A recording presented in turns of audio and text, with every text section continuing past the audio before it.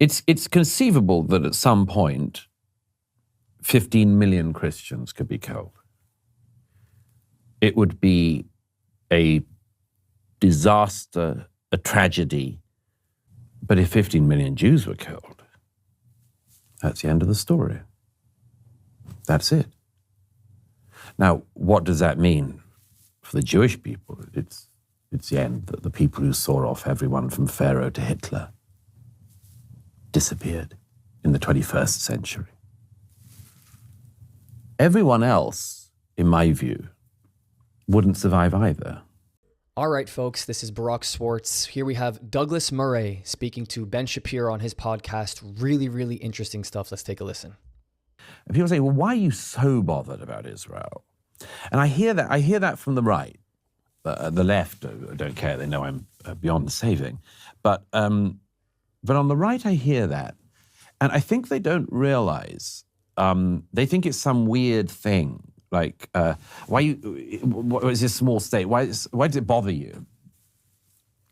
I don't think they've even remotely reflected on what I regard as the deepest reasons to care. It seems to me, if, as you well know, Western civilization is based on the legacy of Athens and Jerusalem. Athens is under great assault always, but it's not actually under existential assault at the moment. What is being attempted by Israel's enemies is the philosophical and cultural equivalent of burning all the libraries of Alexandria. Literally, from the river to the sea, Palestine will be free. Every speck of sand, every inch of land, from the southern tip of Eilat to the mountains in the Golan on the southern border of Syria, the northern border of Israel, from the Mediterranean Sea on the west coast where Tel Aviv is, all the way to East Jerusalem, everything in between until it is gone. That is the existential threat against the state of Israel and the Jewish people and the non-Jews living inside of Israel. How could that not be so concerning for everyone involved? This is one of the underpinnings of Western civilization utterly, utterly at risk. And not in a sort of metaphorical way where people might use it as a sort of book subtitle, but the real thing. I mean, I've sometimes thought about it this way. I haven't tried this out in public before. How many Jews are there in the world? 15 million. 15 million. Okay. This may come across really coarse, but let me put it this way. I mean, there are lots of conflicts in the world, and I've covered a lot of conflicts involving a lot of people, but it's conceivable that at some point 15 million Christians could be killed. It would be a disaster, a tragedy. It's conceivable that at some point, Burma, India, somewhere, 15 million Muslims could be killed. It would be a disaster. It would be a tragedy of an unimaginable scale, of mid-20th century scale. But if 15 million Jews were killed, that's the end of the story. And do you know how many people would be happy with that? Tomorrow, you wake up, 15 million Jews are gone.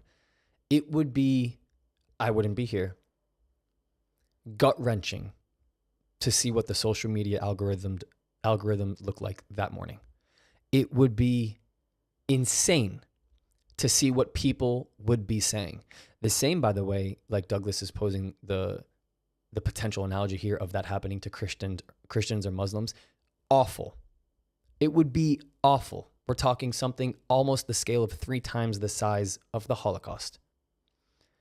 But if today, in the state of affairs, with the Israeli-Palestinian conflict and Jews across the world, in the click of a button, if 15 million of them were gone tomorrow, to me, to those who understand this history, would be a tragedy.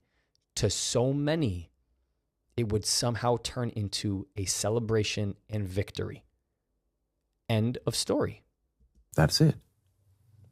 Now, what does that mean for the Jewish people? It's the end, that the people who saw off everyone from Pharaoh to Hitler disappeared in the 21st century. Everyone else, in my view, wouldn't survive either. Wouldn't survive either. Western civilization could not survive the destruction of the Jewish state because it would be, among much else, the cutting away of the whole tree that we're on. What he's referring to is how the IRGC, the Islamic Republic, how the head of the snake here, it sounds like I say this all of the time, but I feel like to achieve effective messaging, you have to continue to try and find new ways to say the same thing. But Western civilization, if in the event Israel would have been wiped off the map, is next, because they look at Israel as the little Satan. These are not my words. You can go to the internet. This is the rhetoric that they use. And they're trying to make their way west, to America, to everything, to all 50 states, every single one of them, from Hawaii to California, to Texas, to Florida, to New York, to Boston, all of them. It doesn't even matter if you're Muslim in there. They do the same exact thing. They're making their way over there. They just have a train stop along the way. That's their destination. And Western civilization would die. So I regard the existential threat against the Jewish people to not just be about the Jewish people. It matters deeply to me that it is about the Jewish people. But it also matters to me because it's about America. Could America survive if the Jewish people were no more on its watch, or everybody was forcibly deported from the Holy Land? Come on. Of course not. Could the isolationists bear the repercussions of that across the Middle East and elsewhere? Of course not. So I find this blitheness and the frivolity of it to be absolutely intolerable among the critics on the right. You know, one of the things that's been so amazing about all of this is just the sense that the West has lost its moorings. I mean, I was more disturbed, from a sort of Jewish perspective as a Jew. Tragedies happen to the Jews, terrorist attacks happen to Jews, slaughters happen to Jews. This is sort of the story of Jewish history. But the idea that you have hundreds of thousands of Westerners who are marching in solidarity with the murderers, that was on some level more disturbing to me than the actual massacre itself. Certainly not in terms of the actual amount of human suffering and the horrifying evil and barbarity of it. But in terms of the threat to the civilization as a whole, it seems to me that one of the things that we're seeing in terms of this sort of right-wing backlash that's now happening in Europe, it's very much of a piece with that. It's very much Europe and I'm hoping America saying, if we don't have any values for us to rely upon, then the people who are marching through the streets are going to end up running this place.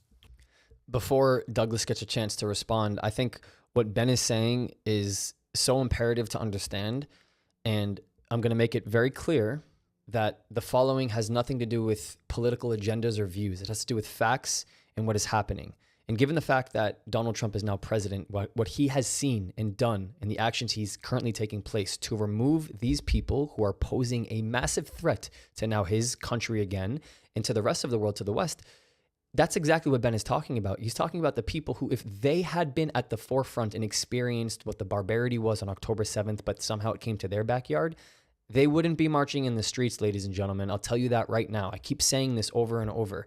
God forbid, but it would have to get to the point where somebody else experienced what happened, what they want to do, what they're claiming to repeat to do, what they promise to do, what their religious ideological mission is to do. We saw this in April when last April when Iran shot over ballistic missiles and drones, and hundreds of them, into Israel. I was in the shelter. The whole country was. And you see the only person that got injured was a Bedouin girl. And then months later, you see another attack from, I believe, Yemen, if I'm getting my attacks correct here, because there's been so many of them. And rocket shrapnel fell from the sky in Jericho in the West Bank, killed a Palestinian from Gaza. So the radical anti-group who hates Israel, who's trying to destroy the Zionists, fire at the Jews in Israel and the Zionists, and end up killing a Palestinian person. Not one word was said in the media about it. Nobody said a thing. Can you imagine that? No apologies, no accountability held. Nobody said anything. And the same people marching in the West at Columbia, these people, my age, students, 18-year-olds, 20-year-olds, they're not saying anything either because it hurts their narrative. They can't march if they go say that. They're going to be called hypocrites, and then they're going to get befriended by the same people who they're marching with. Meanwhile, they don't even realize that the people that they're supporting are killing their own people. You can't have, it's insane. It's literally the definition of insanity. I apologize. I thought Douglas was going to respond. I was so into the clip, but everybody should be bothered about Israel. People, like Douglas said, people ask him, why are you so bothered about Israel? It's bigger than Israel because this whole thing is not about Israel. We've been saying this. We've been saying this for a year and a half. This conflict is not about Israel, people. It's not about land. It's about coming to your backyard, your backyard, in wherever you are in America, wherever you are in the West. That's who they're coming for. They're just not telling you directly. They're scheming. That's what's happening. Doesn't matter if you're a Jew anymore. We've seen this in this war. We've literally seen Arabs, Palestinians get killed in the middle of combat between Israel and its enemies when its enemies are the ones killing Palestinians, and still nobody says anything. That's the current state of affairs. If you believe in me and you want to support, you can donate through PayPal or buy me a coffee. Every little bit helps. But honestly, the best way to support is by joining the Inner Circle on Patreon, where you get exclusive perks, bonus content, and allow me to continue to make impactful videos and grow this platform. Do not forget to check out our Discord community with people from all over the world. We're having debates, meaningful dialogue every single day. Don't forget to subscribe so you don't miss what's next. I'll see you next time.